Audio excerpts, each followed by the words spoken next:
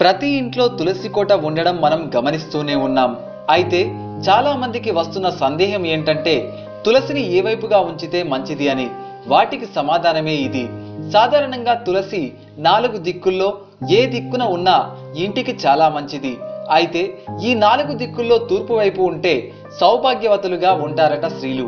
ఇక పడమర వైపు ఉంటే ధనం ప్రాప్తిస్తుందట. దక్షిణం వైపుగా ఉంటే మోక్షం వస్తుంది. ఉత్తరం వైపు ఉంటే మంచి జ్ఞాపక శక్తి, సద్బుద్ధి కలుగుతుందని పండితులు అంటున్నారు. ఇక తులసిని పూజించే స్త్రీలు అత్యంత శుభ్రతను పాటించాలి. ఇక బహిష్టు సమయంలో తులసిని ఎట్టి పరిస్థితుల్లోనూ ముట్టుకోరాదు. తులసి చెట్టుకు పోసే నీరు తాజా నీరు అయి ఉండాలి. ఒకవేళ తాజా నీరు లేనట్లయితే ఆ నీటిలో కాస్త పసుపు కలిపి పోయాలి.